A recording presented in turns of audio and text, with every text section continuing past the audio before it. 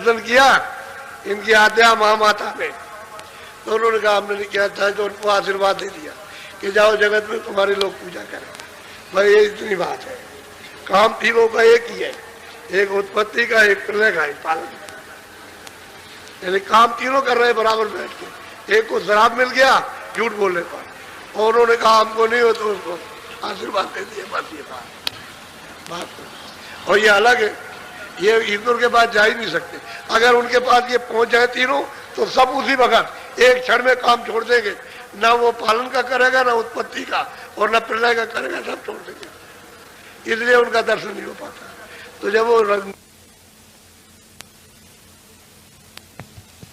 इनको भी पूरा बूंद का भेद नहीं मिला, इन्होंने भी नीचे कहा, मतलब एक झलक पाई, उसी को समझने लगे कि हमने देख लिया। वो बात ये, पर्दे पर कोई झलक आई तो उसको देखा। जैसे सीधा है तो ऐसे कीजिए, तो सीधा तो उधर में ऐसे टेढ़ा कर दीजिए, तो उसकी चमक उस पर सूरज की गिरेगी मकान के अंदर। अब उसमें सूरज दिखाई देता चमकता हुआ, तो आप कहोगे नहीं ये सूरज है। सूरज वो नहीं, वो तो प्रतिबिंब है। सूरज तो ये सब प्रतिबिंब जो दिखाई देता प्रतिबिंब है ही। ये असली सूरज, असली चांद, असली तारे इसमें कोई नहीं है, ये प्रतिबिंब है, बिंब। तो कहते हैं कि भाई कुतुब औलिया और पीर पैगंबर, इनको भी पूरा भेद नहीं मिला, पूरा दर्शन नहीं हुआ उनका। वही बात यह है कि पर्दे पर हो गया, और इन्होंने समझ लिया कि दर्शन हो गया। सुनो सुरति तुम अपना भेद, तुम हम में थी सदा। अब वो कहते हैं सूरत तू अपना भेद तो सुन ले मुझसे, यानी पहले जब तू थी तो हम में अभेद थी, मुझ में लय थी, मुझ में तुझ में कोई अंतर नहीं था। वो सब ये महाराज कहते हैं कि वो जो अनामी जो पिया है प्यू, जब वहां पहुंच गए वो दर्शन हुआ, तो वो कहते हैं कि प्यू हम एक, यानी हम और पिया एक। एक कहते कोई जरा भी फर्क नहीं। अब वो कहते हैं कि नहीं, तुम जब थी तो हमें अभेद थी, कोई भेदभाव नहीं था, मेरा रूप और तुम्हारा एक ही था, उसमें कोई अभेद थी, और हमारे पास थी, हमें थी। बोलो। काल करी हम सेवा भारी, सेवा बस होई कुछ न विचार। अब वो कहते हैं महापुरुष सूरत को समझा रहे कि भाई असली बात तो ये है कि काल ने सेवा की, यानी सैदल कमल में बैठ करके, ब्रह्मस्थान में बैठ करके, पार्वती में, इन सब ने सेवा की, यानी खूब अच्छी तरह से अखंड ध्यान किया। और इतने युगों तक किया है कि यहाँ कलम और किताबें और समुद्र की स्याही सब खत्म हो जाएगी। इतने दिनों तक इन्होंने तपस्या उस पुरुष की है, अनामी पुरुष की, तब जाकर के वो प्रसन्न हो गए। एक दो दिन का काम नहीं था, तब प्रसन्न हो गए। तब उन्होंने कहा कि तुम क्या चाहते हो? कह लगे हमको एक छोटा सा राज दे। तो कहा अच्छा ठीक है, हमने दिया तुमको। तो राज बगैर सुरतों के बैठ नहीं सकता, रचना ही नहीं हो सकती है भाई। वो तो सुरतें आएंगी तभी तो रचना होगी। तो इनको सुरतों का नीचे का सतलों के नीचे उसका एक छोटा सा एक भंडार दे दिया, सबको दिया है। सब लोगों में सबको 16 पुत्रों को सबको दे दिया, अलग अलग तस्वीर कर दिया। तो वो कहते हैं भाई काल हमारी सेवा की, और जब सेवा की हमको प्रसन्न कर लिया। वैसे तो सब कुछ जानते थे, तो मैं सेवा के बस हो करके और मैंने तुझको दान में दे दिया। ये सूरज को तुझको ये दान में दे दिया, और ये दान ले लिया, सूरतों का भंडार ले लिया। बोलो। तुमको मांगा हमसे उसने, सौंप दिया तुम्हें सेवा। तो कहते हैं कि भाई तुमको उसने हमसे मांगा कि हमको दे दीजिए, तो हम रचना करेंगे, और हमने फिर तुमको उसको सौंप दिया। क्या जाओ तुम वहां चली जाओ, जाओ। तो मालिक का हुक्म था। तो सुनते मतलब यह है कि क्या कर सकते, हुक्म हो गया तो उनको दिया। तो बेबस होकर के फिर चली आई, उसको दे दिया। अब वो ले आए तो उन्होंने, अब ऐसे तो मतलब ये घेर नहीं सकते, मसाला मिला करके तब तो इसमें बैठाएंगे, मसाला नहीं अगर तैयार करेंगे किसमें बैठा देंगे। तो इन्होंने फिर रचना की, तो इन्होंने पहले सूक्ष्म लोग, यदि कारण लोग तो था ही, वो तो मतलब है ऊपर में है, तो सूक्ष्म लोग उसमें बनाया। तो शब्द स्पर्श रूप रस गंध और मन और बुद्धि और चित्त अहंकार, ये 9 तत्वों का उन्होंने एक शरीर, एक खोल तैयार किया और उसमें सूरत को बंद कर दिया। फिर नीचे उतारा तो 17 तत्व, 10 इंद्रिया, चतुसंताकरण, मन बुद्धि चित्त और अहंकार और रजोगुण तमोगुण सतोगुण, 17 तत्वों का लिंग शरीर उन्होंने तैयार कर और सूरत को उसमें ला करके वही सूक्ष्म वाले जो सूक्ष्म था उसमें अंदर बैठा दिया।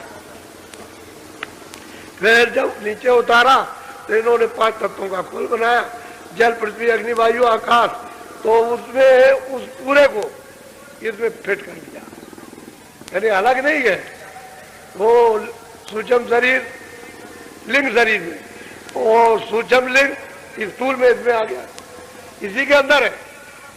अब इसको एक एक करके कपड़े को उतारना है, पहले बाहर का कपड़ा उतारो, फिर उसके बाद में फिर दूसरा कपड़ा, फिर तीसरा कपड़ा, आखिर में चौथा कपड़ा, 4 कपड़े उन्होंने डाल रखे, इसमें जरूरतें फंसा ली गई। बात तो असली है। तो कहते हैं उन्होंने तपस्या की और मुझसे तुमको मांगा और मैंने मतलब ये है कि तपस्या के यानी खुशी में आकर के तुमको सौंप दिया कि तुम चली जाओ वहाँ, और ये कहा था कि मैं गंदगी छोड़ आना और फिर तुम चली जाना, गंदगी वही रहेगी, उसको निकाल के हमने बाहर कर दिया, यहाँ फिर कोई गंदगी नहीं रहेगी। बोलो। काल लाई तन मन को घेरा, दुख सुख पाया तुम बहु तेरा। अब वो कहते हैं महापुरुष के सूरत जब मांग करके तुमको ले आया यहाँ आकर के, तो यहाँ नीचे मृतलोक में उतारा, तो उसमें मतलब ये है कि ये मसाले का ये पिंड बना करके और उसमें बंद कर दिया, ये तन और इंद्रियों इसमें बंद कर दिया, और तुमको फिर अपना उसने कानून सुना दिया, इसमें बदला दिया और घेर के रखा है कि हमारा ये कानून डुकी पीट दी कि जो भी पाप पुण्य करेगा अपनी इच्छा से मर्जी से, हमारी तरफ से कोई हुक्म नहीं है, हमने तो बना दिया ये पाप ये पुण्य जो करेगा अपना अपना भोगेगा। तो ले आकर के उसने यहाँ दोनों आंखों के पीछे दरवाजे में बैठा दिया। अब पाप पुण्य जो कुछ भी करोगे ये सब गंदगी इसके ऊपर जमा होगी, ये सूरत बैठी इसके ऊपर जमा होगी यहाँ, और यही से लदना शुरू हो जाएगा, और इतनी लदेगी इतनी लगेगी इस चतुसंताकरण में, ये उसका हृदय दिल है, वह इतना लग जाएगा कि सूरत दब जाएगी। आँख बंद हो गई, कान बंद हो गए, पहले तो खुली थी आँख, कान भी खुले थे, आँख भी खुली थी, पहले बंद नहीं थी। जब कर्मों का नियम नहीं बना था, अधिकार नहीं दिया था, तो आँख भी खुली थी, कान भी खुले थे, और रोज देखते थे, रोज जाते, और कितनी सूरतें वापस लौट गई। लेकिन बीच में जो झगड़ा लगा दिया, अब यही से रुकावट हो गई। क्या तलाशी दो तुमने क्या किया, कितना तुम्हारे पास पाप है और कितना पुण्य है, तो इधर से निकाल के ले गए, वहाँ तलाशी दी तो आपके पास पाप भी निकलेगा पुण्य भी। तो उन्होंने कहा चलो जेल खाने में, बस फिर ले गया जेल खाने में, फिर बंद करेगा जाकर। वो तो उधर देखने ले जाने वाले तो प्रकाश में बैठे, तुम ही अकेले अंधेरे में हो, वो जो ले जाएंगे ले आएंगे अंधेरे में, वो तो रोशनी में बैठे हुए, लेकिन तुम समझते हो जो हम कर रहे हैं वो नहीं देख रहे। दुख में देखा हमको जब ही दया उठी हम आए तब। कहते जब हमने तुमको जब यहाँ मृतलोक में जब दुखी देख, क्योंकि गुप्त संतों ने जब पूरा संदेशा दिया कि वह जीव रो रहे तड़प रहे और इस तरह से चिल्ला रहे, कोई नहीं सुनता, काटे जा रहे, ये है नरकों में जा रहे, तो कहते हैं कि फिर हम तुम्हारे प्रति दया आ गई, तो फिर हम फिर यहाँ आए तुमको ले जाने के लिए, तभी तो उपदेश किया कि दया आ गई।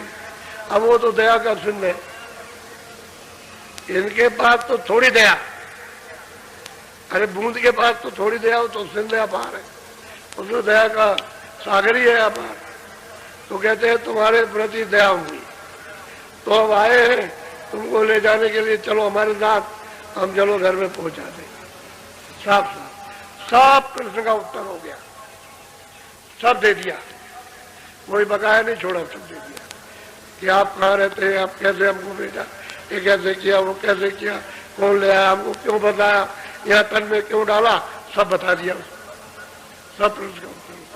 और शास्त्रों में कोई चीज नहीं मिलेगी ये सिवाय शस्त्रों के बाद और किसी के बाद में लेने वाली नहीं कुछ भी। बोलो अब मतलब ये कि हम आए तुमको जगाने के लिए, तो ले चलना चाहते हैं, ऐसे कैसे चलेंगे, हमें कोई रास्ता है कि नहीं है? अगर रास्ता रहेगा तो जाएंगे, और रास्ता नहीं रहेगा तो ऐसे किधर कैसे चले जाएंगे? तो वो बता रहे हैं, सुनिए जरा सा, बोलो।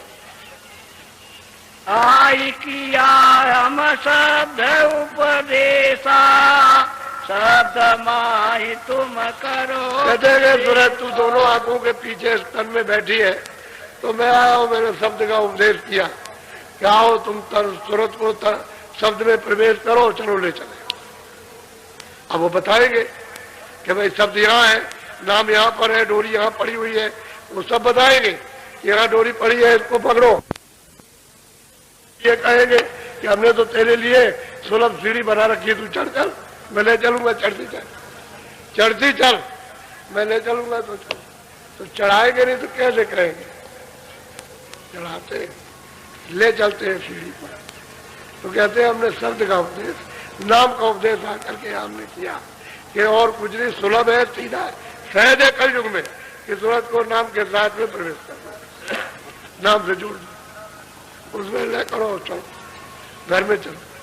हमने ये आकर के उपदेश किया। बोलो अच्छा, सब संतों ने शब्द का उपदेश किया, यानी जितने भी संत आए किसी ने बगैर शब्द के कोई नहीं ले जा सकता, जो भी ले जाएगा उस शब्द से ले जाएगा, नाम से, आवाज से ले जाएगा, आवाज से उतर के सुनते आई और आवाज से वो मिल जाएगी। बोलो शब्द शब्द पौड़ी हम रची, चारे चारे पहुंचो नगरी सच। कहते हैं कि भाई हमने यानी घर में पहुंचने के लिए हमने पौड़ी पौड़ी कैसे सीढ़ी, नाना जी महाराज की किताब में खूब लिखा पौड़ी के बारे में, क्योंकि वो भी तो संत थे, वो भी तो आते जाते, उन्होंने भी जीवों को बहुत जगाया था। कहते हैं हमने पौड़ी रची, सीढ़ी बनाई है ऊपर चढ़ने की, गगन में आकाश में जाने के लिए। आकाश में ऐसे थोड़ी चढ़ जाओगे, वो तो सीढ़ी है, सीढ़ी चढ़ो तो नाम को पकड़ो, एक स्थान पर दूसरा नाम, तो दूसरे स्थान पर तीसरा नाम, तीसरी आवाज, तीसरा बाजा तो चौथे पर। कहते हमने पौड़ी बना रखी सीढ़ी, उसमें धीरे से चढ़ चलो, नाम की डोरी पकड़ कर, और पीछे से हम तुमको लेते चले, कोई तकलीफ नहीं होगी, चल चलो। हम तो उधर भी मिलेंगे, इधर भी मिले, उधर का बताने वाले इधर भी मिले, इधर से उधर का बता रहे, और तुम यहाँ फंस गए हो तो इधर का बता रहे, दोनों तरफ, इधर भी मिलेंगे उधर भी मिलेंगे, इधर भी देखो उधर भी देखो। उधर दूसरा रूप है, वो जो पहले जो तुम में थी अरूप में, वो उधर रूप है, और ये तेरा रूप है, जिस तन में तू बसी है वही तन है। चलो ले चलेंगे बस। बोलो बोलो बोंद देश को छोड़ो अब ही, सेंध देश चले खेलो। वो कहते हैं कि अब मैं आया हूँ तो जल्दी करो सूरज, इस बुंद देश को तू जल्दी से छोड़ दे और जल्दी चल, मैं तुझे सिंध देश में ले चलूं। वो सिंध आगा में अपार है, वहां चल। वो गोस्वामी महाराज कहते हैं जब हम चढ़ करके गए और जब सतलोक में पहुंचे तो एकदम दो में क्षय हो गए, एकदम से लय हो गए, यानी सिंध ही का रूप हो गया, सिंध हो गए। गोस्वामी महाराज कहते हैं, वो अपनी वाणी में उन्होंने कहा कि मैं जब वहां पहुंचा तो उसमें लय हो गया, कितना अपार देश।